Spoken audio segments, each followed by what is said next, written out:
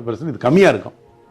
நான் சென்டருக்கு வாங்கிறப்ப யாராவது சொல்கிறான்னு சேலஞ்ச் பண்ணுறான்னு ஸ்டார் அவர்களுடைய அந்த கூலி திரைப்படம் அதிகாலை காட்சிக்கு வாய்ப்பு இருக்குங்கிற ஒரு நியூஸ் இப்போ வந்து வெளியே இருக்கு. கேட்கும் போதே மாசா இருக்கு. தலைவர் படத்தை அந்த 4 மணி ஷோலாம் பார்த்து எவ்வளோ வருஷம் ஆச்சு அப்படின்னு சொல்லிட்டு ஃபுல்லாக வீடியோ பாருங்கள், லைக் பண்ணுங்கள். லைக் பண்ணோன்னா ஹைப்னு ஒரு ஆப்ஷன் வரும், அதுவும் கிளிக் பண்ணுங்கள், ஷேர் பண்ணி சப்ஸ்கிரைப் பண்ணி சப்போர்ட் பண்ணுங்கள். ரஜினி சாரோடைய கூலி திரைப்படம் ஆகஸ்ட் 14. எல்லாருமே சரிங்க மரண வெயிட்டிங்கில் இருந்துட்டு இருக்காங்க.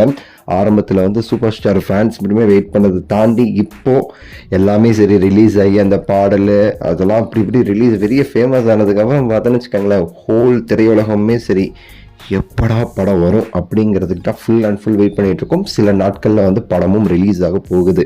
ஆனால் இந்த படத்திற்கு வந்து இப்போ வந்து ஒரு சூப்பரான ஒரு நியூஸுமே கிடைச்சிருக்கு. அதாவது இந்த படங்கிறது தமிழ் சினிமாவில் ரொம்ப முக்கியமான படம். ஏன்னா இதில் வந்து நம்ம ரஜினி சாரே பெரிய ஐகான், அவருடைய 50வது வருஷம் இந்த படம் வந்து ரிலீஸ் ஆகுது. சூப்பர் ஸ்டார் அவர்கள் அந்த சினிமா உள்ளக்க வந்து 50 இயர்ஸ் ஆஃப் ரஜினி, அது முதல் சிறப்பு.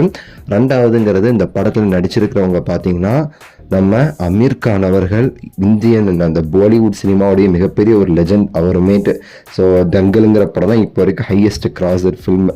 ஸோ அப்படிப்பட்டவரும் இந்த படத்தில் இருக்கார். ப்ளஸ் நம்ம நாகார்ஜுனா அவர்களுமே சரி இருக்கிறாரு. இவ்வளோ பெரிய பெரிய ஆக்டர்ஸ்லாம் இருக்கிறாரு. இந்த படத்திற்கு ஒரு சிறப்பு அந்தஸ்டே நம்ம கொடுக்கணும், ஒரு சிறப்பு மரியாதையை கொடுக்கணும்னு சொல்லிட்டு ஒரு பெரிய ஒரு ரெக்வஸ்ட்டுமே சரி நம்ம கவர்மெண்ட் சைடில் வந்து வைக்கப்பட்டிருக்கு அப்படின்னு சொல்லிட்டு ஒரு தகவல் வந்து வெளியாயிருக்கு. ஸோ இதை வச்சு அவங்க சொல்லும்போது இதை வச்சு அவங்க டிமாண்ட் பண்ணுறது என்ன அப்படின்னா, இந்த படத்திற்கான காட்சிகள் எப்போதும் இல்லாமல் இன்னும் கொஞ்சம் அதிக காட்சிகள் இந்த படத்திற்கு கொடுக்கணும்.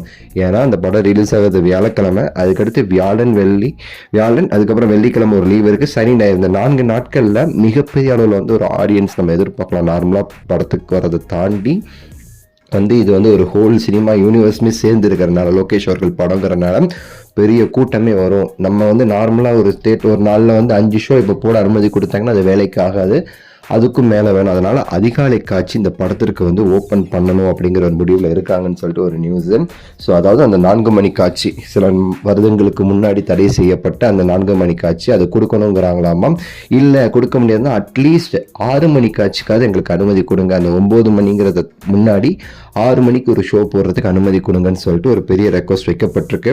நம்ம உதயநிதி ஸ்டாலின் அவர்கள் மற்றவங்களாம் சேர்ந்து என்ன முடிவு எடுக்க போகிறாங்கன்னு தெரியல. எனக்கு தெரிஞ்ச ஒரு பாசிட்டிவ் முடிவு எடுப்பாங்கிற நம்பிக்கை இருக்கு. பட் வெயிட் அண்ட் சி, பார்க்கலாம்.